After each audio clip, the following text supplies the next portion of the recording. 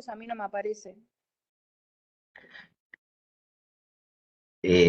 Claro, sí, sí, por eso te decía, este Power lo estamos, ahora lo estoy grabando, ¿sí? Hasta la semana pasada no se podía grabar este seminario porque había, como decía recién, estaba llena la nube, ahora se generó espacio, esto lo estoy grabando en este momento para poder, una vez culminada la clase, lo bajo y mañana estaría subido al campus, ya Muchas está gracias. el PDF que está en el campus es un PDF de la clase de años anteriores. Lo que se va a subir al campus a partir de mañana va a ser el PDF actualizado con la clase esta virtual grabada. ¿Sí? Gracias, profe. Bien, entonces, no por nada. Creo que ya están todos viendo, como les decía, espero que esto... Bueno. Eh, a veces usamos dos términos o un término puntualmente, que es el de respirar, y cuando hacemos referencia al proceso de inspiración o expiración, ingreso de aire ambiental o egreso de aire. Entonces decimos, estamos respirando con dificultad, me está faltando la respiración cuando estoy cansado. Pero en realidad, cuando nos estamos refiriendo a ese proceso no es respiración, sino que lo deberíamos denominar mejor ventilación, ¿sí? Porque ventilación es ese movimiento de aire que se genera entre el medio ambiente y los alvéolos. Porque la respiración, propiamente dicho, es el proceso químico celular que se realiza a nivel de las mitocondrias, ¿sí? Entonces, algunos el proceso de ventilación lo denominan respiración externa, pero tengan presente estos dos conceptos. Ventilar es el movimiento de aire entre el medio ambiente y los alvéolos. Y la respiración es el proceso químico celular donde se genera energía a través de la utilización del ATP y el consumo de oxígeno y la generación de dióxido de carbono. Este grafiquito es un poco un gráfico general de los procesos en donde interviene el aparato respiratorio en íntima relación con el aparato circulatorio. En ese proceso de ventilación, vemos que entra aire ambiental, normalmente cargado de oxígeno, ¿sí? A nivel, pasa por todo el aparato respiratorio, llega a nivel alveolar, ¿sí? Y es donde se produce la hematosis. La hematosis es la carga de oxígeno que hay en el alveolo a los eritrocitos que vienen de la sangre venosa, de la arteria pulmonar, desprovisto de oxígeno. Vienen cargados, en esta, donde vengo la flecha, vienen por la arteria pulmonar cargado de dióxido de carbono. El dióxido de carbono lo eliminan e incorporan el oxígeno. Ahí se cargan de oxígeno los glóbulos rojos, por eso se vuelven rojos, ¿sí? Van a la circulación por las venas pulmonares al corazón izquierdo. El corazón izquierdo, en realidad uno, después lo van a ver en el núcleo cardíaco, en una cuestión académica divide corazón izquierdo y corazón derecho. Hay un solo corazón. El corazón izquierdo lo nombramos de esa manera a lo que corresponde a la aurícula y al ventrículo izquierdo, que son los que van a movilizar sangre arterial, sangre oxigenada. Y corazón derecho lo llamamos a la aurícula y al ventrículo derecho, que son los que van a movilizar sangre desoxigenada o sangre venosa, ¿sí? Entonces, del corazón izquierdo, a partir de la expulsión del ventrículo izquierdo hacia la arteria aorta y después, bueno, a las ramas arteriales, van a llegar a los tejidos a través de los capilares, y ese oxígeno que traen los glóbulos rojos se va a utilizar para generar este proceso de respiración celular, ¿sí? Como combustible, junto a otros elementos. Ese oxígeno va a ser utilizado. El dióxido de carbono que se generó en el proceso de metabolismo a nivel celular va a incorporarse al glóbulo rojo y acá se cierra el circuito. Va por el sistema venoso, corazón derecho, arteria pulmonar, ese dióxido de carbono se elimina al alveolo para posteriormente eliminarse al aire ambiente y el glóbulo rojo vuelve a cargarse de oxígeno. Este es el circuito que realiza digamos, la simbiosis entre el sistema respiratorio y cardiovascular. Y la función principal del pulmón es, como vimos, la hematosis. Y comenzamos por ahí a hacer un repaso anatómico e histológico de las vías respiratorias o el aparato respiratorio, comenzando por las vías aéreas superiores, y tenemos como primera porción de las vías aéreas superiores las fosas nasales, ¿sí? Las fosas nasales son, o es una estructura osteocartilaginosa, ¿sí? Componente óseo y de cartílago. Tiene como función conducir el aire desde el exterior hacia el interior, ¿sí? El aire ingresa acá por el orificio anterior o vestíbulo nasal, recorre toda la fosa nasal y después va hacia la faringe, orofaringe, como vamos a ver más adelante.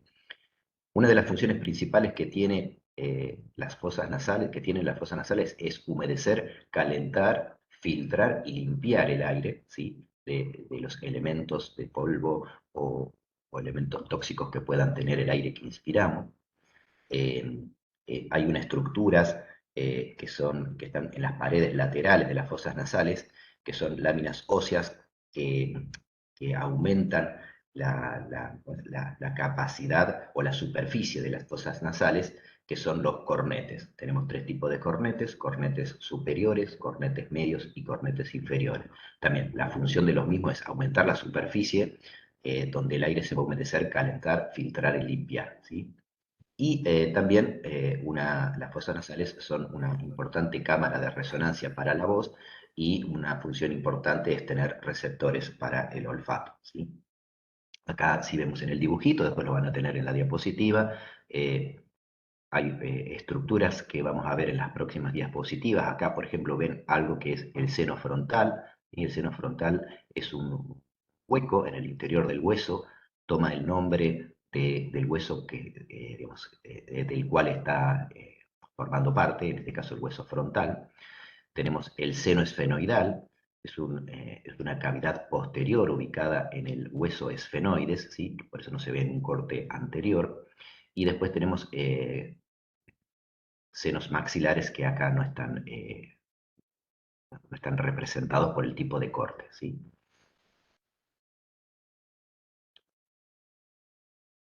Como les decía, en íntima relación o asociado a las fosas nasales están los senos paranasales, ¿sí?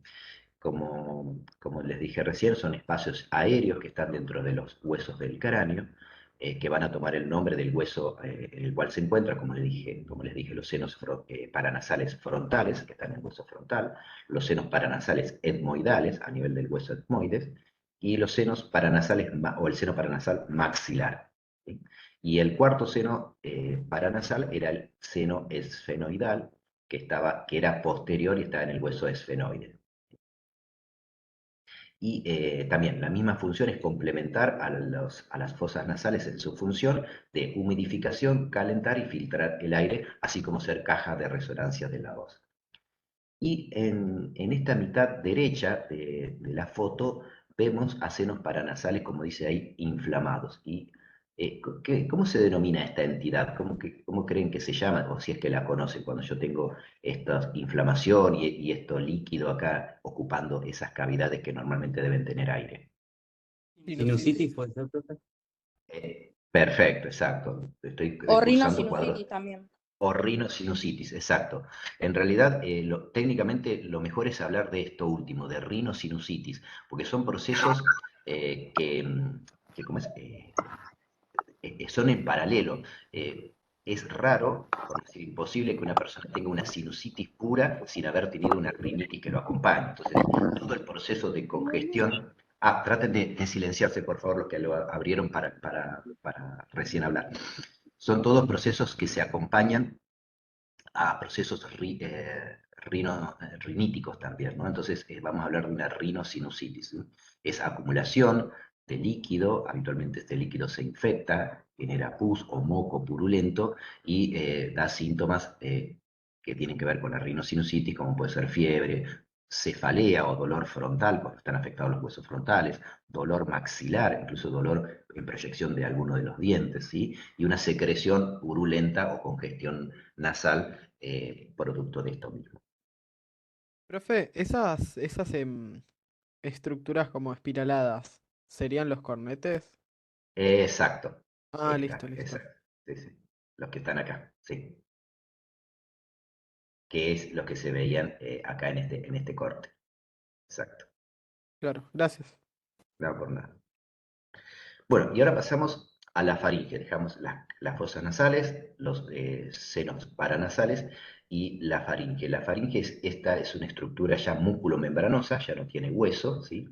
Y podemos dividirla anatómicamente en tres porciones. Una porción de rinofaringe, que está en contacto con la parte posterior de las fosas nasales, ¿sí? Rino o también llamada nasofaringe, son sinónimos. La orofaringe, que es la porción de la faringe que está por detrás de la cavidad oral, y la laringofaringe, que está en relación con la laringe, ¿sí? Acá es otro corte de tipo coronal. Tenemos la nasofaringe, también por acá, que es la parte de la faringe que está en conexión o en íntima relación con la parte posterior de los senos nasales, ¿sí? Guanas nasales se denomina este espacio aéreo, ¿sí? O estas puertas de la parte posterior de las fosas nasales.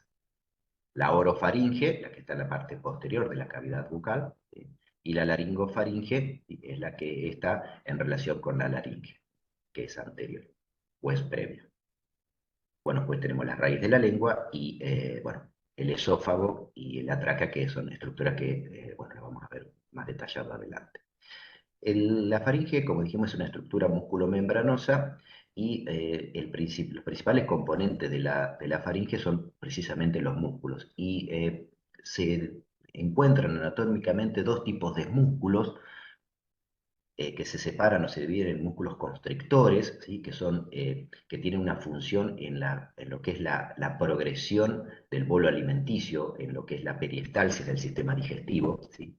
Y los músculos elevadores, que son los que elevan la faringe también en el proceso de deglución. Cuando uno deglute el bolo alimenticio, pasa a nivel de la faringe, la orofaringe y después la laringofaringe, se ponen en juego estos músculos, los constrictores superior, medio e inferior, ¿sí? Que se contraen y ayudan a la peristalsis, que es a la progresión del bolo alimenticio, perdón, y los músculos elevadores, principalmente el estilofaringio y el palatofaringio, que elevan la faringe también para mejorar el proceso de deglución, ¿sí? Todos estos músculos actúan en consonancia y en forma armónica para que se genere en forma eficiente el proceso de deglución y de la progresión del bolo alimenticio.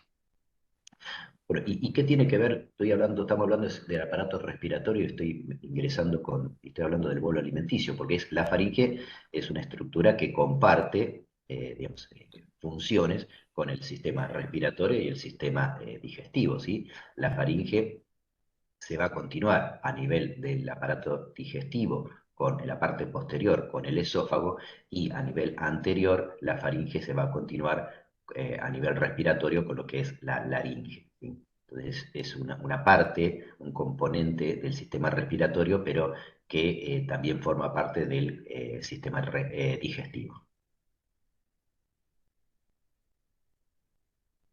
Como les decía, después de la faringe, a nivel respiratorio le sigue la otra estructura importante, es la laringe, ¿sí?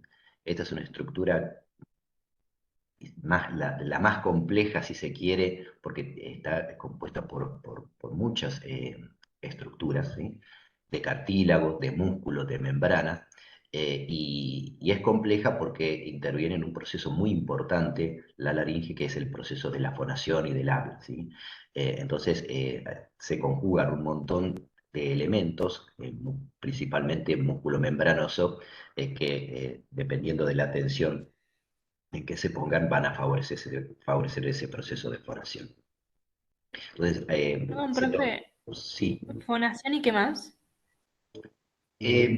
Fonación, básicamente. No sé si dije, o el proceso del Ah, habla. ¿Sí? también no había entendido, perdón. Está Gracias. bien, claro. No, perdón. Bueno, acá en un corte anterior, lo estamos viendo desde adelante, vamos a hacer una descripción de la parte anatómica de la laringe y sus componentes. Tenemos tres cartílagos, en realidad dos cartílagos que se ven más en la cara anterior, que es el cartílago más grande, que es el cartílago tiroides, ¿sí? Que tiene esta forma. También en la parte, digamos, en una corte posterior está representado por esto y estas prolongaciones que tienen a nivel lateral, que son estas, ¿sí? El cartílago tiroides, esta parte de la punta es lo que se conoce como la nuez de Adán, que nosotros nos tocamos. Después el cartílago cricoide, que está un poco más abajo, ¿sí? Que después esto se va a continuar a partir del cartílago cricoide, ya van a ver anillos cartilaginosos que van a corresponder a la tráquea. El cartílago cricoide tiene esta forma, tiene una estructura de anillo, con una porción anterior que es finita y una porción posterior que es más ancha, ¿sí? Por eso se dice que tiene una forma en anillo de sello, ¿sí? Es una parte anterior finita y una cara posterior ancha, ¿sí? Y acá arriba es una estructura, es ósea, es la única parte ósea, digamos, que tiene la laringe, que es el hueso hioides.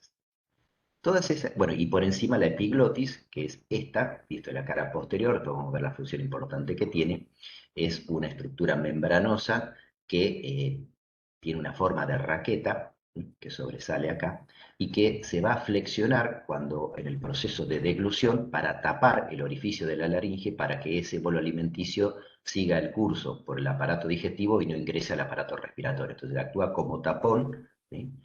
A nivel de la laringe para que no pase elementos alimentarios u objetos a la vía respiratoria. Lo que tiene que pasar a la vía respiratoria es solamente la columna de aire, ¿sí? Y después, uniendo o interacción con estas estructuras, tenemos ligamentos y músculos que normalmente van a tomar el nombre de los huesos o las membranas que unen. Por ejemplo, la unión o la membrana que une el hueso tiroides, o el cartílago tiroides, perdón, con el hueso ioides es la membrana tiroioidea, de la tiroides al ioides, ¿sí? A nivel o la unión o la interacción entre el cartílago tiroides y el y el cartílago cricoides, perdón, tenemos a nivel central el ligamento cricotiroideo y a nivel lateral los músculos cricotiroideos, ¿sí? Acá, en este corte posterior, tenemos la membrana tiroioidea, tiroides, ioides, ¿sí? Y una estructura importante que se pone en esta diapo para visibilizarla, son estos cartílagos que están acá en color celestito, que se apoyan sobre la parte posterior del cartílago cricoides, ¿sí? Y que son los cartílagos aritenoides, ¿sí? Y estos en violeta son unos cartílagos denominados corniculados, ¿sí? Son muy pequeños, se los nombran, pero el más importante, todos son importantes, ¿no? Pero los cartílagos aritenoides son importantes porque van a cumplir una función fundamental en el proceso de la formación y la fonación, que es el proceso de formación de las cuerdas vocales. Bien. Bueno, acá otro corte de la laringe, ¿sí? Siempre repetimos algunos conceptos, pero siempre está bueno como para repasar. La epiglotis, ¿sí? Es estructura membranosa, ¿sí? Que es importante en la función en su flexión para tapar el agujero y evitar que fluya a través de la laringe otra cosa que no sea la columna de aire. Bueno, también tenemos el cartílago tiroides, ¿sí? Con sus prolongaciones laterales, la membrana tiroioidea. Y lo más importante en el análisis de la laringe en este corte es la estructura central, en donde tenemos dos repliegues, ¿sí? Repliegues que estrechan la luz laringea, que son estos dos. Estos repliegues mucosos se denominan, o también cuerdas vocales falsas, ¿sí? Falsas porque son repliegues que objetivamente pueden simular las cuerdas vocales, o a veces confundirse al inexperto con las cuerdas vocales verdaderas, pero en realidad son repliegues mucosos, no tienen función en el proceso del habla o de la fonación. Y después las cuerdas vocales verdaderas o propiamente dichas, que sí están formadas ya no por mucosa, sino por músculo, y es lo que le da movilidad a las cuerdas vocales, y las cuerdas vocales son, bueno, obviamente como todos sabrán, fundamentales en el proceso de la fonación, en el proceso del habla. Y hay un orificio, ¿sí? Entre el medio, separando las dos cuerdas vocales verdaderas, ¿sí? Que es un orificio muy pequeño, ¿sí? Estrecho, que se denomina glotis, ¿sí? Este es el lugar, digamos, más estrecho de la vía respiratoria, en donde puede ser un lugar donde se generen o se impacten objetos que puedan haber sido deglutidos y pasados accidentalmente a la vía aérea, ¿sí? La persona cuando se ahoga, cuando comiendo, o los chicos o una persona grande se traga un objeto y ese tragar, en vez de irse para la vía digestiva, pasa ¿sí? Por un problema que hace que pase venza la epiglotis como función de tapón y pasa a la vía respiratoria, el lugar donde más comúnmente se va a impactar en este lugar que es la zona más estrecha, que es la glotis, ¿sí? Porque lo que está por encima, que se denomina supraglotis, es un espacio más grande, y lo que está por debajo, la infraglotis, también. Este es el lugar más estrecho, ¿sí? Y al ser, bueno, acá es un corte donde volvemos a repasar lo mismo, ¿sí? El espacio que queda entre las dos cuerdas vocales verdaderas es un espacio muy pequeño y estrecho, que es la glotis, es este, por encima es la supraglotis, por debajo es la subglotis, y aquí tenemos el cartílago o la epiglotis, esa estructura que cuando se flexiona hace como esto, se flexiona y ¡pum! Se viene para acá. Es como una tapita o la paleta de la raqueta. Se flexiona y tapa acá para que lo que yo deglutí, comí, viene por esta parte, por la orofaringe, ¿sí? Y pase a la parte, a la laringofaringe, y vaya para la vía respiratoria y no pase para la vía, perdón, vaya para la vía digestiva y no pase para la vía respiratoria. Cuando por algún problema o algún accidente, un objeto, un cuerpo extraño, un alimento, vence o toma el camino equivocado y pasa a la vía respiratoria, el lugar donde se va a impactar es habitualmente en la glotis, ¿sí? Entonces, como dice acá, la epiglotis, el cartílago de la epiglotis, la función principal que tiene es evitar lo que se denomina genéricamente la broncoaspiración. Si bien estamos hablando de bronco, que son de bronquios, que son estructuras, digamos, que están más posteriores, pero bueno, el proceso digamos, de aspiración a este nivel se denomina broncoaspiración, ¿sí? Y bueno, acá lo que vamos a hacer un repaso de los músculos laringeos más importantes, ¿sí? En una vista como desde arriba. Perdón, ¿podría Sí, explicar de nuevo lo de la broncoaspiración? se denomina broncoaspiración a todo proceso que eh, por error o por algún problema eh, hace que lo que debería pasar de la faringe al esófago e ir por la vía digestiva, por algún problema o accidente, lo que debe irse, lo que se traga, ¿sí? Y tendría que ir por vía digestiva, se traga, y la epiglotis no pudo cumplir la función de obturación, de que no pase, entonces, o porque no Ah, le dio listo, tiempo a listo. tapar, entonces Claro. eso pasa a la vía respiratoria, y ahí se produce el accidente, la gente cuando se ahoga, ¿sí? Habrán visto, bueno, hubo una noticia recientemente de alguien que ocurre con frecuencia, o uno escucha correctamente, la gente que se ahoga y que, digamos, nada, no puede respirar porque se broncoaspira. Un objeto, se traga un objeto que pasa la vía respiratoria y se impacta acá, ¿sí? Y obviamente ahí obstruyó y obstruyó. Y ahora vamos a ver lo que es la Profe, laringe.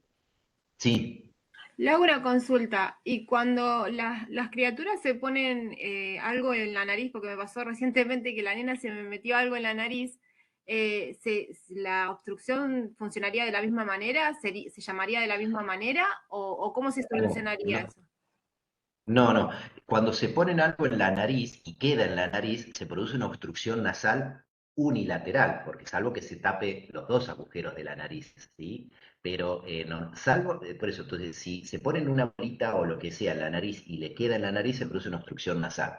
Normalmente no es, digamos, no es que no sea importante, pero no genera alteraciones en la respiración, primero porque tenemos la otra fosa nasal para respirar, y segundo, respiramos por la boca, abrimos por la... ¿Entienden? Acá es crítico, porque si yo tengo una obstrucción acá, ya no tengo otro lugar por donde pase el aire, ¿sí? Entonces, esto es un punto crítico. Si yo se me tapa la nariz en una fosa nasal, o se me tapan las dos fosas nasales, voy a seguir teniendo la boca para respirar, ¿sí? Ahora, se me tapó acá, listo, ya no tengo otro lugar por donde pase el Claro, no, aire. o sea, no hay un punto entonces donde confluyan las dos vías y se me tapen las dos más atrás, porque lo que me pasó con la nena es que se lo había mandado muy atrás al papel y no le No, podíamos sacar. no, no, no. Lo peor, lo que puede pasar es, si primero es una fosa nasal, se le va muy por atrás, o se saca por vía anterior, se le pone una pincita y se trata de extraer, y cuando se le va muy atrás, lo que puede pasar es que caiga por acá atrás, ¿sí? se vaya a la orofaringe y lo trague, y se vaya al esófago, estómago, y siga la vía digestiva, Ah, o que estornudando lo pueda alargar por adelante. Pero lo peor no, lo que puede pasar, y que por ahí es lo más saludable, es que se le vaya por atrás y lo termine tragando, si es una cosita, una cosita pequeña, ¿sí? claro, sí, sí, Pero sí. habitualmente se trata de sacar por vía anterior. Ah, Y buenísimo. cuando se produce una obstrucción, perdón, me adelanto unas diapositivas, lo que estamos hablando de esta obstrucción que yo le decía acá, cuando se impacta a este nivel, se produce una obstrucción glótica y el paciente se lo suele presentar de esta manera, ¿sí? Tengo algo que impacta y obstruye totalmente la vía respiratoria, obviamente. Entonces, este es el signo universal para la asfixia. Cuando ustedes ven, y esto ocurre mucho, o por ahí son eh, cuestiones que se deben y se enseñan, de hecho, en determinados lugares, toda la población lo debería saber, es conocer esta maniobra que se llama maniobra de Heimlich, ¿sí? Que es para actuar, todos deberíamos saberlo, no solo profesionales de la salud o integrantes del equipo de salud, sino toda la población, para actuar cuando una persona se pueda estar ahogando de esta manera. El signo que ocurre, por ejemplo, en el restaurante, todos los mozos o personal de los restaurantes se les da cursos para aprender esta maniobra, porque la gente se puede ahogar con la comida, por ejemplo, ¿sí? Y en todos los lugares deberían saberlo. Pero un signo universal para la asfixia es esto, el paciente clásicamente presenta súbitamente una obstrucción y lo primero que hace es llevarse las manos al cuello. No puede hablar, ¿sí? Obviamente tiene la vía respiratoria ocluida, no puede respirar, por más que intente, el aire va a entrar por la nariz y la boca, pero va a quedar obstruido acá. Y esto, si no se desobstruye oportunamente, lleva a la muerte, ¿sí? No hay manera de... Entonces, una manera o una maniobra que es tan importante puede salvar la vida, que es esta maniobra de Heimlich, ¿sí? Que, bueno, pues lo van a ver más adelante, pero es una maniobra donde uno se posiciona detrás de la persona que está asfixiándose con una obstrucción glótica, pone con una mano en forma de puño bien por debajo del cartílago esternal, ¿sí? A nivel del epigastrio se llama, con la otra mano apoyando a esa mano en puño y genera un movimiento brusco o intenso, ¿sí? De adelante hacia atrás y hacia arriba, ¿sí? Uno lo tira, digamos, agarra al paciente y como que lo levanta para adelante, perdón, para atrás y hacia arriba. Entonces eso aumenta la presión a nivel de la cavidad abdominal y eso aumenta la presión a nivel de la vía respiratoria para que pueda expulsar el elemento que obstruye, ¿sí? El principio Profe, físico es aumentar la presión y que por presión, por diferencias de presión, se desobstruye y lo pueda expectorar o alargar. Sí. no, nada, que todas estas maniobras se ven este año en NSD, se van a explicar todas. Bueno, para los compañeros, para que sepan. Ah, bien, perfecto. Sí, es probable, claro, claro. Sí, sí, sí, sí, Mm, sí, eso es importante. Sí, incluso sí. en laboratorios de habilidades clínicas creo que va a haber también este año en ARTI3 también la explicación, así como se hace RCP, también se explica la maniobra de Heimlich. Bueno, volvemos un poquito para atrás, estábamos en la laringe, estamos viendo esto, y ahora vamos a hacer o nombrar las estructuras musculares o los músculos laringeos más importantes. Esta es una visión para que se ubiquen, es como si yo entrara por la boca del paciente y lo estuviese mirando desde arriba, ¿sí? Como si estuviese con una lupita, yo entro por la boca y me posicionara hacia arriba y estoy mirando desde arriba las cuerdas vocales, ¿sí? O la cavidad laríngea. Acá tengo, esta es la parte anterior, que es el cartílago tiroides, y esta es la parte posterior. Acá tengo el cartílago cricoides, y estos son los aritenoides. ¿Se acuerdan que eran cartílagos que se posaban sobre el cartílago cricoides, ¿sí? El principal músculo y que forman parte de las cuerdas vocales verdaderas, ¿sí? Entonces, si les preguntan cuál es el músculo, los músculos que forman parte de las cuerdas vocales verdaderas, son los músculos tiroaritenoideos. ¿Y por qué se llaman así? Como les decía anteriormente, generalmente los músculos o las membranas toman el nombre de las estructuras que unen. Tiro, de tiroides, aritenoideo. Pues, se inserta en la tiroides y en el aritenoides. Cuando se contraen le dan tensión a las cuerdas vocales, ¿sí? Es lo que muchas veces se tensiona cuando las personas fuerzan la voz, los docentes, o cuando se habla fuerte y demás, y es lo que después se inflaman y generan la afonía, ¿no?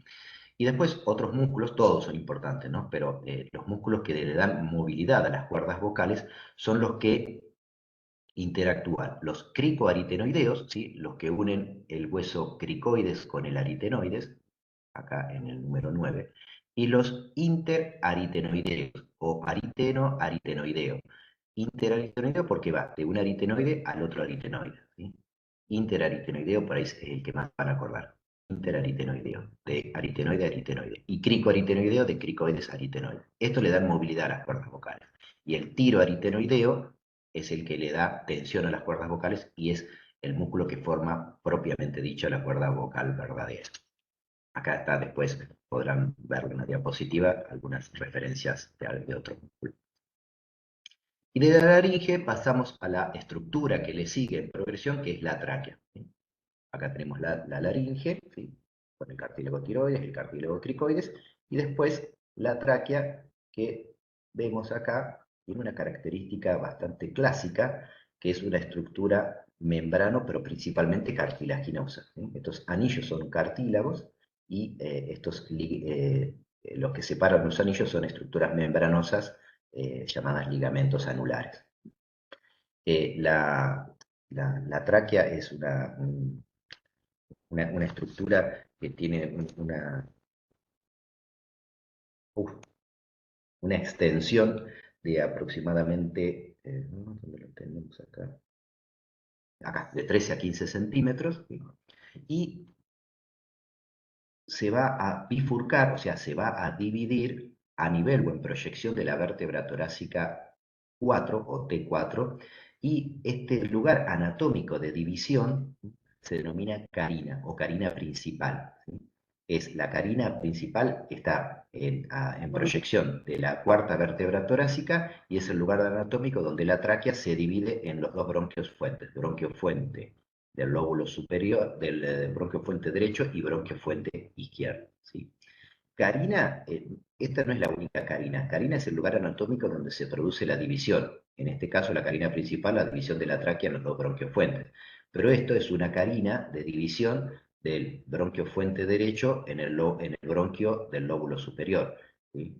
Entonces, esta es una carina de división lobar, se llama. Entonces, carina son estos ángulos anatómicos en donde se producen las divisiones segmentarias de los bronquios. Después vamos, en las próximas diapositivas, vamos a ver cómo se produce el proceso de división segmentaria de bronquios.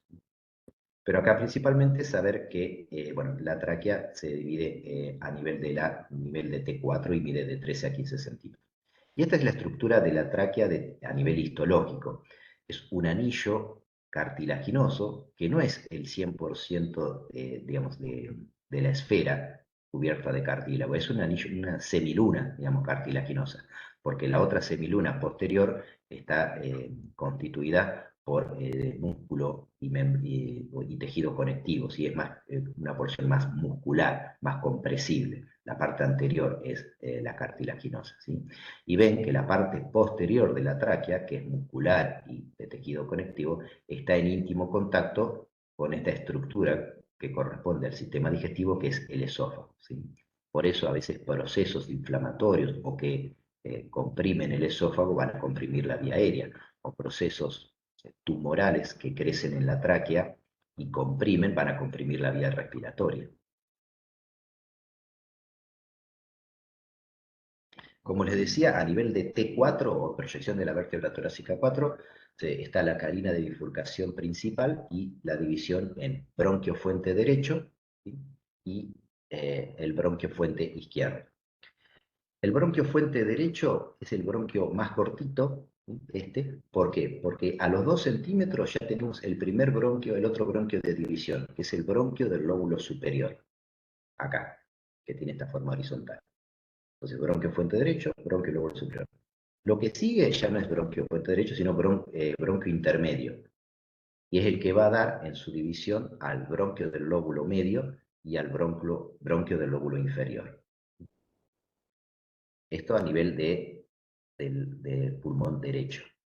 ¿Recuerdan? Lo van a ver en la próxima clase, pero ¿recuerdan cuántos lóbulos tiene el pulmón derecho y cuántos lóbulos tiene el pulmón izquierdo? Pues lo recuerdan, o lo saben, o lo leyeron. El derecho tiene 3 lóbulos y el izquierdo tiene 2 por la ubicación del corazón.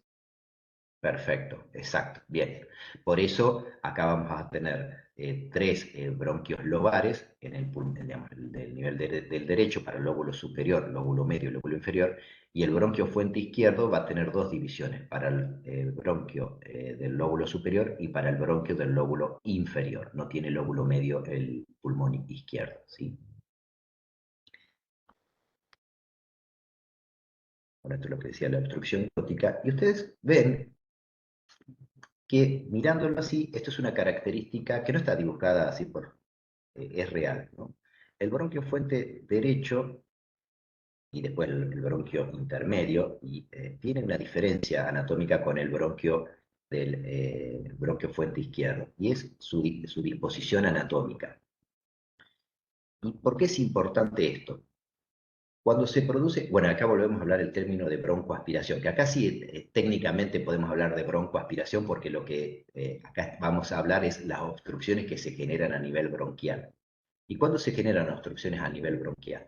Cuando el objeto, el elemento, pasó la barrera de la glotis, ¿sí? A veces el elemento que se aspira pasa la barrera de la glotis. Uno dice cómo puede pasar si es un canal tan estrecho, pero bueno, a veces pasa, y progresa por la tráquea y llega a nivel de la división de los bronquios fuertes. ¿Por qué creen que este elemento, que es este que está acá, que se broncoaspiró, aparece acá y no aparece acá, en el bronquio fuente izquierdo? Por el ángulo de bifurcación. Exacto, exacto. Es por una cuestión básicamente anatómica, ¿sí? Y de gravedad. Es más probable que el elemento aspirado siga este camino que siga este, que tiene un ángulo más agudo. Entonces, todos los procesos de broncoaspiración habitualmente, cuando progresan, van a comprometer principalmente el lóbulo medio y lóbulo inferior del pulmón derecho. Acá hay una obstrucción, ¿sí? Lo que va a generar es dificultad de oxigenación de todo lo que es pulmón, digamos, lóbulos medios e inferiores. Pero a veces las broncoaspiraciones no son de elementos o de objetos como este, ¿sí? Bien definidos, sino también se denomina broncoaspiración a los procesos que se generan generalmente en personas que tienen trastornos para tragar, generalmente las personas ancianas, que tienen trastornos de glutorio, que tienen demencia, y son esos abuelos que cuando a veces uno les da de comer o comen, cuando tragan tosen. La tos es un mecanismo reflejo y eso están indicando que ese proceso bien aceitado que tiene la epiglotis de flexionarse y tapar ese agujero para que no se aspire, en los abuelos empieza a perder coordinación. Entonces es bastante común que parte o algo de bolo alimenticio pase a la vía respiratoria. Entonces eso es más común que venza la glotis, y los restos de alimentos o procesos bacterianos, obviamente, van a generar infecciones o alteraciones a nivel principalmente del lóbulo medio o del lóbulo inferior, ¿sí? Las neumonías aspirativas, ¿sí? Se denomina neumonía aspirativa por este proceso, habitualmente van a estar localizadas en los lóbulos inferiores del pulmón derecho, ¿sí? Por una distribución de gravedad. Y en este caso, a diferencia de la obstrucción glótica, puede comprometer la vida, sí, obviamente, porque puede tener reacciones digamos, de insuficiencia respiratoria, pero yo acá tengo una ventaja. Tengo primero al pulmón derecho, al lóbulo superior del pulmón derecho que puede seguir oxigenándose porque no está obstruido, y todo el pulmón izquierdo para seguir oxigenándome. Yo lo que voy a tener comprometido acá en la oxigenación, a través de esa obstrucción, es el lóbulo medio y el lóbulo inferior, ¿sí? Esa es la gran diferencia cuando la obstrucción es más baja, ¿sí? Que cuando la obstrucción es a nivel glótico. ¿Me expliqué bien? Para que lo... Sí, profe, se entendió. Para que se enteren, sí. Ah, bien, perfecto. Bien. Profe, tengo una pregunta. No caso para sacar esto, ¿cómo se hace? Habitualmente, claro, lo único que nos queda es un procedimiento instrumental invasivo bajo anestesia. Se hace a través de un fibrobroncoscopio, ¿sí? Donde es como una sondita que tiene en el extremo como una pincita, se va progresando, se llega hasta el lugar de la obstrucción, se lo pinza, es como una pincita, se lo agarra y se lo extrae. Es la única manera de sacar es por vía endoscópica, no hay otra manera. Bien. Entonces, la segmentación broncopulmonar, ¿a qué denominamos segmentación broncopulmonar? Como dijimos, los bronquios, bueno, primero a nivel de la tráquea se dividen los dos bronquios fuentes, derecho e izquierdo, y cada bronquio a partir de ahí va a empezar lo que se denomina división dicotómica de las vías aéreas, ¿sí? Estas divisiones van de 20 a 25, un promedio de 23 divisiones, ¿sí? ¿Y qué significa esto? Por ejemplo, los bronquios fuentes se van a dividir en los bronquios lobares, lóbulo superior, medio, inferior en el pulmón derecho. Los bronquios lobares en bronquios segmentarios, cada lóbulo tiene segmentos. Los bronquios segmentarios en bronquios subsegmentarios, ¿sí? Y después, así sucesivamente, hasta llegar a los bronquíolos, que son de cuarta generación, que acá hay una diferencia importante cuando de bronquios pasamos a bronquíolos, es que a partir de los bronquíolos, que es la cuarta generación, ya los mismos no tienen cartílago en la pared, ¿sí? Hasta los bronquios subsegmentarios, el cartílago va a persistir en la pared, cada vez en menor proporción, pero va a existir cartílago en la pared de los bronquios. A partir de los bronquíolos de la cuarta generación, ya no va a haber cartílago en la pared y va a predominar básicamente en su pared el músculo. Y finalmente, bueno, toda esta división dicotómica que se producen entre 20 y 25 hasta terminar en los sacos alveolares y en los alvéolos propiamente dichos, que es donde se produce la hematosis, el intercambio gaseoso alveolo-capilar. Acá es otra diapo donde se ve esquemáticamente esta segmentación broncopulmonar y la división dicotómica, ¿sí? Como vemos, nosotros dijimos que teníamos divisiones que van entre 20 a 25 con un promedio de 23 y comienza. La primera división es de la tráquea, los dos bronquios fuentes. La segunda división en los bronquios lobares, del lóbulo superior, del lóbulo inferior. Acá lóbulo superior, lóbulo intermedio. La tercera división, la cuarta división, todo. Acá bronquios lobares, segmentarios, subsegmentarios, ¿sí? Bronquíolos respiratorios, ¿sí? Perdón, bronquíolos terminales, y a partir de la subdivisión 16, ¿sí? A partir de la 17 en realidad, empiezan los denominados bronquíolos respiratorios. Hasta la división 16, que son de bronquíolos terminales, son zonas de conducción de aire, ¿sí? Solamente conducen el aire. Y acá, a partir de la subdivisión 17 hasta la 23, son zonas de transición o de conducción, ¿sí? Porque conducen aire, pero ya empieza a haber zonas de respiración. ¿Por qué? Porque la pared ya empieza a tener en los bronquiolos respiratorios algunos poquitos, pero en los bronquiolos o en los conductos alveolares cada vez más, hasta terminar en los saqueos alveolares, empiezan a haber estas evaginaciones, ¿sí? Que son sacos o alvéolos, ¿sí? Que es el lugar donde se va a producir la hematosis. Entonces, ya deja de ser solamente una vía de conducción para empezar a ser una vía mixta de transición y también de respiratoria o de hematosis. Obviamente, mientras vamos progresando en la segmentación, a nivel de la segmentación 23 ya estamos directamente en los sacos alveolares y en los alvéolos. La foto de la derecha es lo mismo, nada más que en otro tipo de gráfico. ¿Me pude explicar qué es una zona de conducción y una zona de transición y respiratoria? Sí, Profe, profesor. profe, Sí. ¿el cambio de la zona de conducción a la zona de transición coincide con el cambio de que pasa de ser cartílago a músculo o En no? realidad no, porque, a ver, empieza a ser solamente, dejan de tener cartílago en su pared a partir de los bronquios subsegmentarios. Los bronquíolos, como dice acá, la cuarta generación ya no tienen cartílago en la pared, ¿sí? O sea que de acá ya no tienen cartílago. Son zonas, bronquíolos son zonas de conducción, pero sin cartílago. El cartílago lo tenés hasta la cuarta generación, como dice acá. En la cuarta generación que empiezan los bronquíolos ya son, bueno, estructuras sin cartílago. Bronquíolos y bronquíolos terminales sin cartílago. Hasta acá, hasta la segmentación 3, tienen cartílago. Acá no. Y acá, bueno, tienen en la pared de estos sacos alveolares. Ah, claro. Bueno, Gracias. no, por nada. ¿Cómo es el epitelio del aparato respiratorio? Bueno, el epitelio del aparato respiratorio tiene una característica común que involucra a toda la vía respiratoria, comenzando desde la fosa nasal hasta las bronquiolos terminales o respiratorios, ¿sí? Y básicamente tiene esta característica, es un epitelio, ¿sí?, pseudoestratificado, está acá definido, ¿sí?, un epitelio pseudoestratificado, cilíndrico, ciliado, con células caliciformes secretoras de moco. Toda una frase bastante larguita que la van a tener que aprender de memoria. Pero bueno, ¿por qué es un epitelio pseudoestratificado? Porque son células que algunas, obviamente todas están en contacto con su membrana basal, ¿sí? Pero algunas tienen contacto,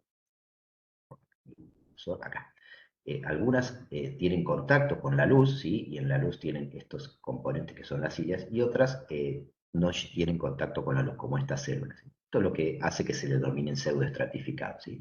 Tienen núcleos alargados, grandes y basófilos, e intercalados entre estas células, ¿sí?, este epitelio cilíndrico pseudoestratificado, tenemos estas células que son las denominadas células caliciformes, que son células secretoras de moco, ¿sí? Siempre cuando uno va en todo el cuerpo humano, ¿no? Cuando analizamos, ahora estamos respiratorio, pero siempre cuando vamos a ver o analizamos la anatomía y la histología de un tejido, siempre la anatomía y la histología va a tener relación con lo que después va a ser la función de ese tejido. Por algo, o sea, dicho de otras palabras, por algo son o están dispuestos de esta manera. ¿Por qué? Porque en función de esto cumplen una función que le da sentido a esta disposición. En este caso, ¿por qué es importante la presencia de estas intercaladas de estas células caliciformes que producen moco? Este moco, ¿sí?, se va a producir este moco, se va a ir liberando, se va a depositar, ¿sí?, va a formar una capa de moco, que es como todo moco, como todos sabemos, tiene una capacidad de adhesión, de adherir partículas de polvo, partículas externas, elementos, aerosoles. Entonces, traten de cerrar, por favor, Alejandro, no alcanzo a ver, traten de cerrar el micrófono, por favor. Entonces, este moco tiene una función de generar que las partículas de polvo se adhieran al mismo, ¿sí? Y las cilias que tienen este epitelio, ¿sí?, son,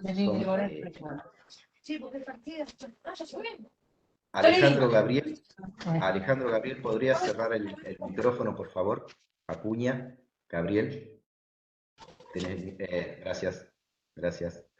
Bueno, entonces, este moco se va a depositar por encima de las cilias, y las cilias tienen una función que es de barrido, se denomina, ¿sí? Tienen se mueven en forma unidireccional, o sea, las cilias se mueven desde adentro hacia afuera. La función que tienen es transportar este moco que está por encima de ellas y que adhirió partículas, llevarlas desde la parte más interna del aparato respiratorio hacia afuera, ¿sí?, para que pase de los bronquios a la laringe y de ahí pueda ser o expectorada, a partir de la tos y la expectoración, o deglutidas, pasar a la vía respiratoria.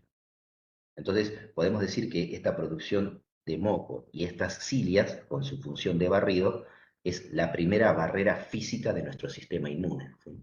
Pues, de hecho, hay enfermedades que generan una alteración en la producción del moco, que lo hace un moco más denso y difícil de hacerlo fluido y por lo tanto de expectorarse, que es la fibrosis quística, que habrán escuchado nombrar, o hay una enfermedad que son de las cilias inmóviles, que no tienen esa capacidad de movimiento, ¿sí?, y de barrido, y como dice la palabra, son móviles, por lo tanto va a generar un moco que quede estancado y no va a poder movilizarse de la vía respiratoria. Son todos procesos, enfermedades que se han generado o que se han determinado a partir de alteraciones y que tienen en común la alteración del barrido a nivel de la luz del aparato respiratorio.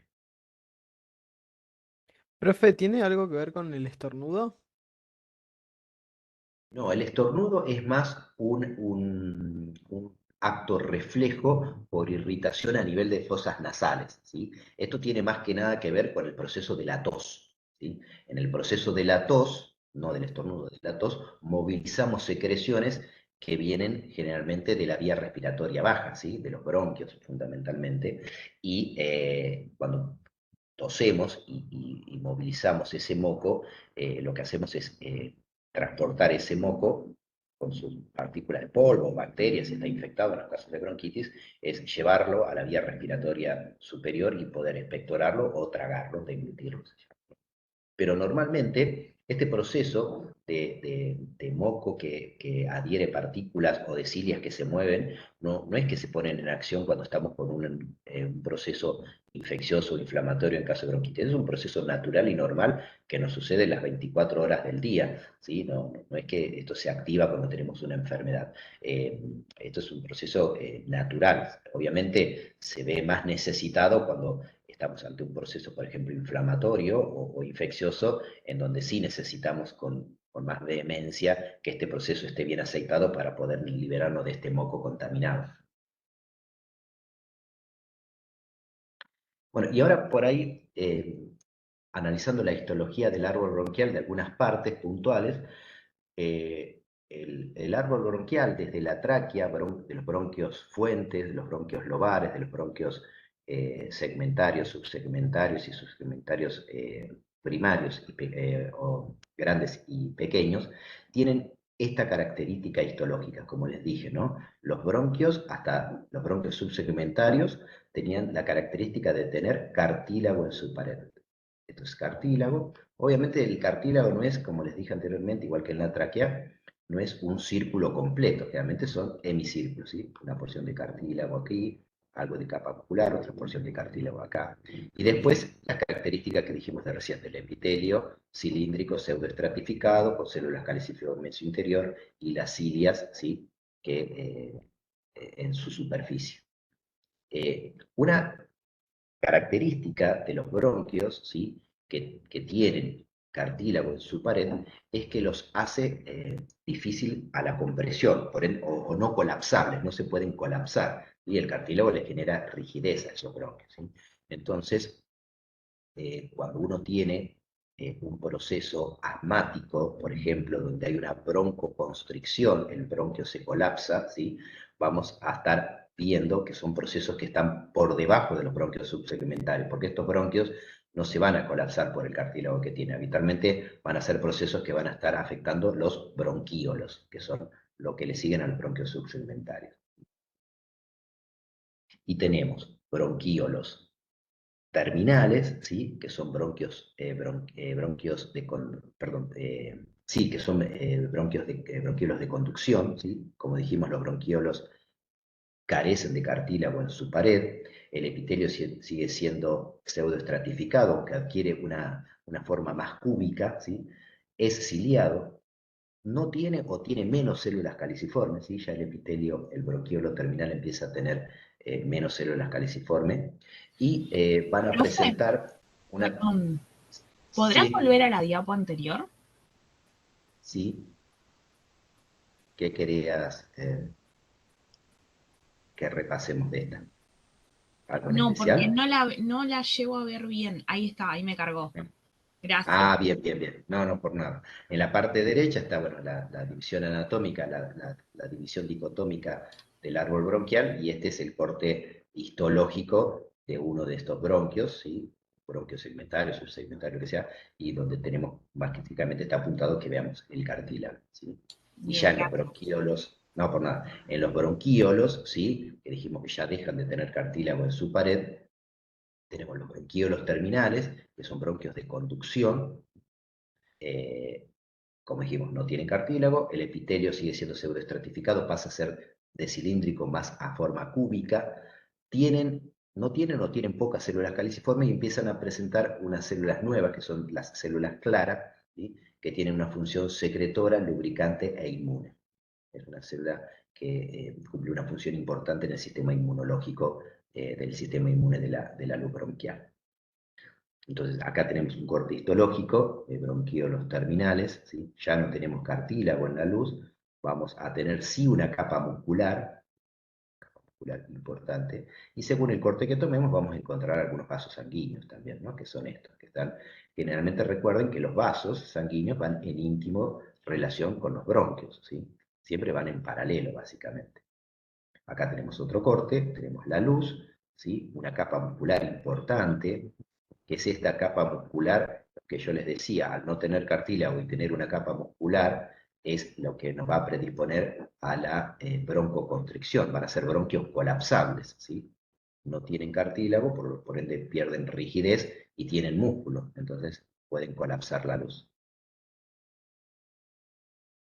Que son los bronquios donde se generan la broncoconstricción de los procesos asmáticos. Después tenemos los bronquiolos respiratorios, recuerden, bronquiolos terminales, bronquiolos respiratorios. ¿Cuál era la diferencia de los bronquiolos, del bronquiolo respiratorio con respecto al terminal? Primero, que el terminal tenía músculo. Bueno, el bronquiolo respiratorio ya carece de capa muscular en su pared. El epitelio sigue siendo pseudoestratificado, como dijimos, ya no tan cilíndrico, sino cúbico, sigue teniendo cilias, tiene células claras, ¿sí? Lo mismo que los bronquiolos terminales, ¿sí? Y empiezan a tener, por eso se denominan bronquiolos respiratorios, empiezan a tener alvéolos en su pared, ¿sí? Son esos bronquiolos que empiezan a ser, ya no son solo de conducción, sino son de transición, porque también tiene un componente respiratorio por los alvéolos, ¿sí? Como dice acá, son de transición, son de conducción y respiratorios. Y del bronquiolo respiratorio pasamos a los sacos o los ductos alveolares y finalmente los alvéolos, ¿sí? Que es la parte final de la segmentación broncopulmonar, donde se va a producir la hematosis, ¿sí? Alvéolo en contacto íntimo con el capilar vascular.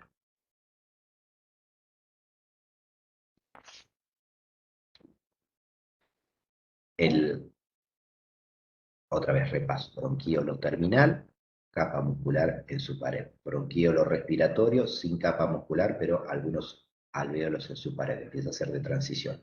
Los conductos alveolares y los alvéolos, los sacos alveolares, ¿sí?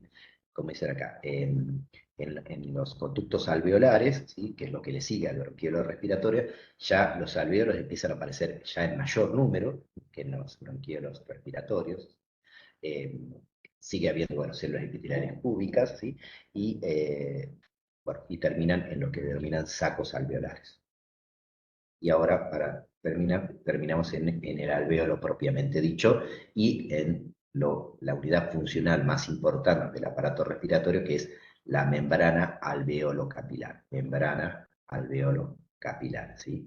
Las paredes alveolares, esta es una pared, si usa un corte, ahora vamos a ver un corte histológico de microscopio, que es este, pero haciendo un grafiquito, un dibujito, esta es la luz alveolar, y la pared del alvéolo está formada por, ya no es un epitelio pseudoestratificado, ni cúbico, ni ciliado, ni nada, es un epitelio que tiene dos tipos de células principales.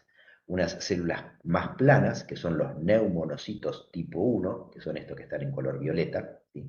Células más planas, que representan aproximadamente el 90% de la pared del alvéolo, y neumonocitos de tipo 2, que son un poco más, que representan el 10% del revestimiento superficial del alvéolo, y tienen una función muy importante, que es la secretar una sustancia que se denomina surfactante, que es una sustancia que lo van a ver en seminarios posteriores, que impide el colapso de los alvéolos cuando uno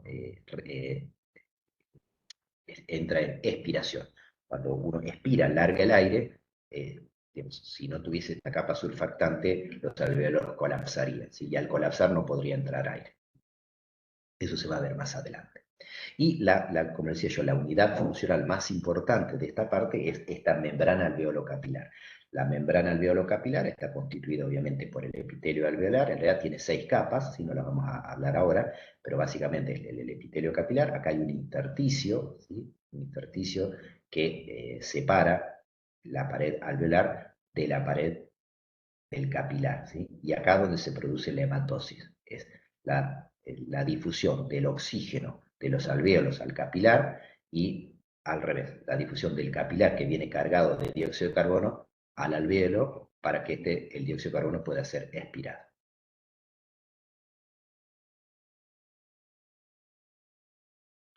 Bueno, acá otro corte de la membrana alveolo-capilar, ¿sí? Como dijimos, los neumonocitos tipo 1 son los que predominan, son células más planas, ¿sí? Acá, y los neumonocitos tipo 2 tienen menor densidad como parte de la pared del alveolo, pero son importantes porque secretan esta sustancia que es el surfactante. También tenemos algunos fibroblastos, ¿sí? Y acá algún corte capilar, y este es tejido conectivo. Profe, ¿Sí? ¿cuál es la función del neumocito tipo 1? ¿Cómo? La función del neumocito tipo 1. No tiene una función en sí misma, ¿sí? O sea, es un epitelio que recubre el alvéolo, ¿sí? Y que forma parte de ese epitelio, digamos, de la membrana alvéolo capilar. No tiene una función, digamos, la función más destacada es la del neumonocito tipo 2 que secreta surfactante. El neumonocito tipo 1 es una función de recubrir de epitelio cobertor de la pared del alvéolo, no tiene una función específica, ¿sí?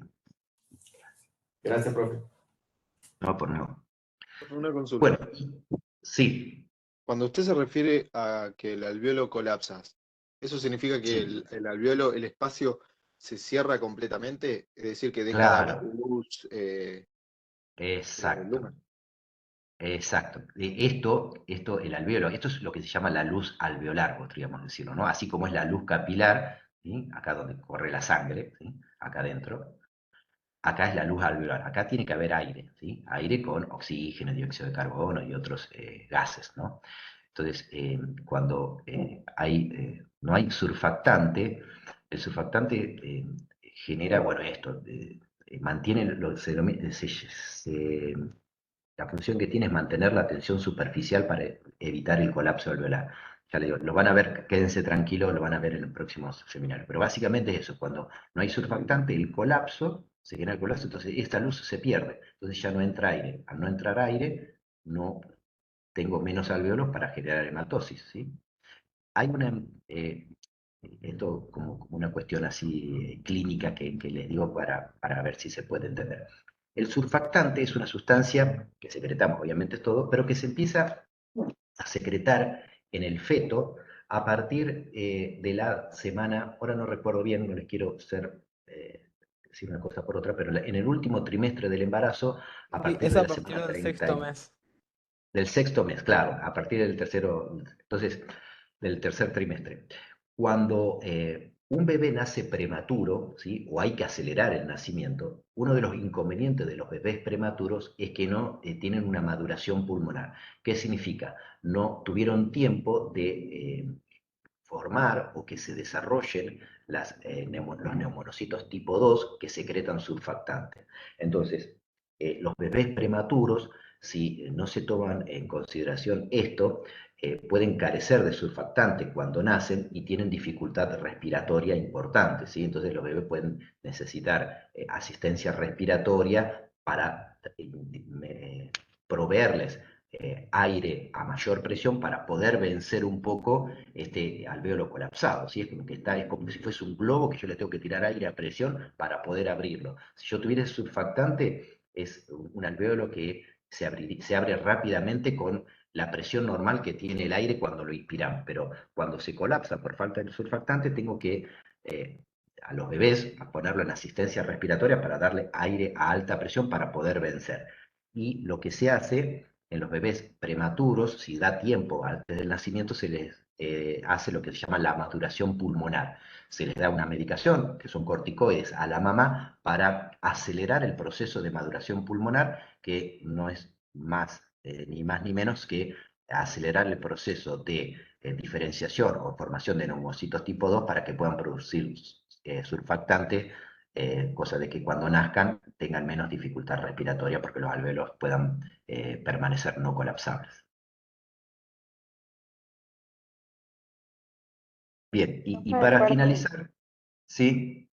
¿Y el líquido, el surfactante, en qué parte específicamente se encontraría? O sea, ¿en qué parte del alvéolo? Aquí. Bien, el líquido surfactante es en esta diapositiva, es esta línea azulcita que ven acá. ¿Sí? Están como si fuese el moco de la vía respiratoria, ese moco que sobrenadaba por encima de las cilias. Bueno, el surfactante está íntimamente ligado al epitelio. De hecho, en los próximos seminarios, cuando vean la membrana alveolo capilar, van a ver, dice, bueno, ¿cómo está compuesta la membrana alveolo capilar? De alveolo a capilar, y tiene 6 capas. La primera es el surfactante, la segunda el endotelio, la tercera la membrana basal, la cuarta el intersticio, ¿sí? O la capa intersticial. La quinta, la membrana basal del endotelio, y la sexta, el epitelio del capilar. Pero esta es la primera capa, es del surfactante, ¿sí? Es un líquido, una sustancia tensioactiva, se denomina, que recubre todo el alveolo. Ahora sí me quedó claro. Gracias. No, por nada. Bueno, y esta última diapositiva es un gráfico que por ahí puede resultar complejo para interpretarlo. Vamos a tratar de desmenuzarlo. Es un gráfico que tiene varias entradas o varios puntos de análisis, pero que es importante como por ahí, si lo puedo explicar para que se pueda entender lo que es la cuestión de cómo fluye el aire y cómo es, digamos, se produce el proceso de hematosis efectivo. Acá arriba tenemos lo que son las vías de conducción, ¿sí? Acá también las podemos graficar también acá abajo, ¿sí? Las vías de conducción van desde tráquea, bronquio fuente, bronquio lobar, bronquio segmentario, hasta los alvéolos, ¿sí? Acá también se grafica de esta manera. Acá lo que dijimos, la segmentación broncopulmonar. ¿Se acuerda que la segmentación broncopulmonar dijimos que era hasta 22 divisiones, de 20 a 25 por un promedio de 23? Bueno, acá vendría a ser, acá tenemos la tráquea, la división 2, que es bronquio fuente derecho, bronquio fuente izquierdo, después bronquio del lóbulo, y ahí la segmentación, hasta la división 20, bueno, acá está 20, pero recuerden que puede ser hasta 23, es el promedio, ¿sí? ¿Qué significa esta línea roja que a medida que va progresando, va subiendo, subiendo, y acá empieza a subir exponencialmente, ¿sí? Esto significa que lo que aumenta exponencialmente es el área de sección transversal medidas en centímetros cúbicos. ¿Y qué significa esto? El área de sección transversal es, digamos, si yo tengo a la tráquea, que es un único tubito, ¿sí? El área de sección transversal de la tráquea como único tubito es...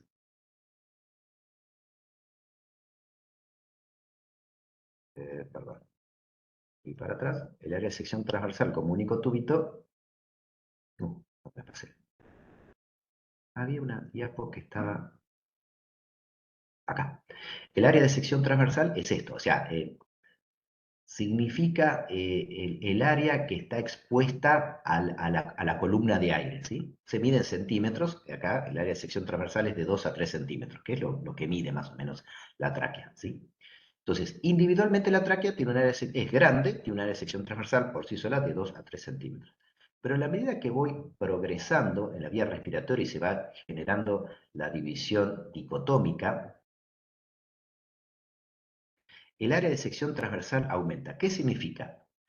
Si yo tomo áreas, digamos, individualmente, cada bronquio, cada bronquíolo, cada demás, individualmente el área de sección transversal va a ser muy pequeño. Por ejemplo, la tráquea tiene un área de sección transversal de 2 centímetros.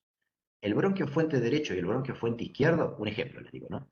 Individualmente tiene un área de sección transversal más pequeña, porque son más pequeños individualmente que la tráquea.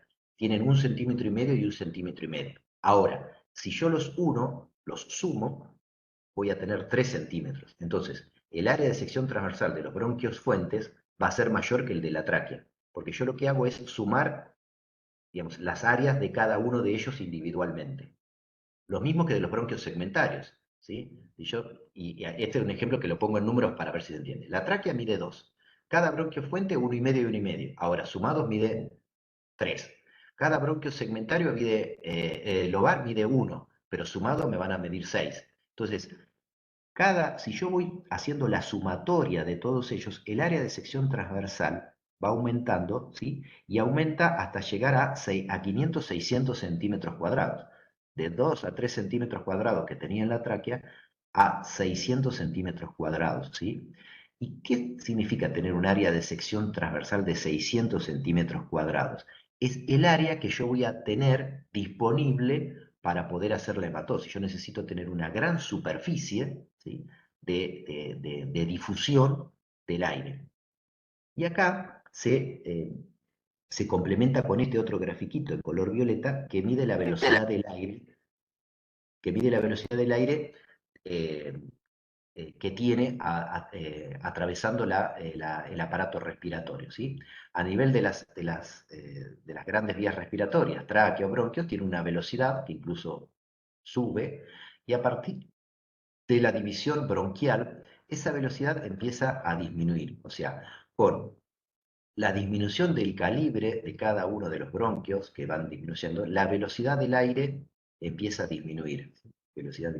Y entonces se genera la combinación ideal a nivel del alveolo. Yo a nivel de las vías alveolares voy a tener una velocidad del aire lenta, ¿sí? ¿Y para qué me va a servir que sea lenta? Así le doy tiempo a que el oxígeno difunda al glóbulo rojo y el dióxido de carbono, por ende, difunda al alvéolo. Entonces, le doy tiempo, velocidad de flujo lento, y mucha área de superficie de sección transversal o mucha área de superficie de intercambio.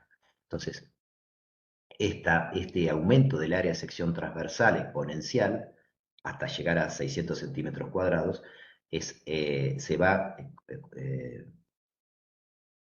acompañando de una disminución también proporcional de la velocidad del aire. Y acá me genera la combinación perfecta. Mucha superficie de intercambio, un flujo de aire enlentecido, lento, para hacer más efectiva la hematosis. Sé que es complejo, no sé si me supe explicar bien, creo que lo mejor que me salió para poder explicarlo. Sí. En resumen, profe, sería que el área de sección transversal es inversamente proporcional a la velocidad del aire. O sea, uno aumenta a la vez que el otro Claro, sí, disminuye. claro, acá vendrías, exacto, sí, uno podría decir que, claro, yo a mayor área de sección transversal, lo que estoy diciendo es que estoy en un sector del árbol tráqueo-bronquial, digamos, en los finales de la división subsegmentaria. Entonces, por ende, yo no sé si lo pondría como que es inversamente proporcional. Si por ahí, para acordarse, como mnemotecnia, le puede decir si es inversamente proporcional, sí. Vos sabés, mayor área de sección transversal va a ir acompañado de disminución de la velocidad relativa del aire. Sí, eso se puede decir de esa manera, sí. Sí. Pero que no es que tiene que ser funcionalmente así, o sea, va a ser así por la división dicotómica de los alvéolos. Y paralelamente esa división dicotómica hace que la velocidad del aire disminuya con la disminución del diámetro de cada uno de los bronquíolos, ¿no? Gracias, profe. No, por favor. O sea, Bueno, profe, sí. en criollo sería a mayor área transversal, menor velocidad del aire. Listo. Exacto. Listo, Sí, gracias. cuando vos tenés, claro, a mayor área de sección transversal, la velocidad del aire va a ser más lenta. Y la combinación de las dos, mayor área de sección transversal y velocidad del aire lenta, es la combinación ideal para que se produzca el proceso de hematosis. Mucha superficie, digamos, alveolar para poder intercambiar, y un aire que va pasando lento para darle tiempo a que se produzca el proceso de difusión de gases. Básicamente, claro, se puede definir de esa manera. Profe, una pregunta. Sí. ¿Qué determina que la velocidad, o sea, disminuya? ¿Qué es lo que determina que... La disminución del calibre, básicamente por una cuestión física, la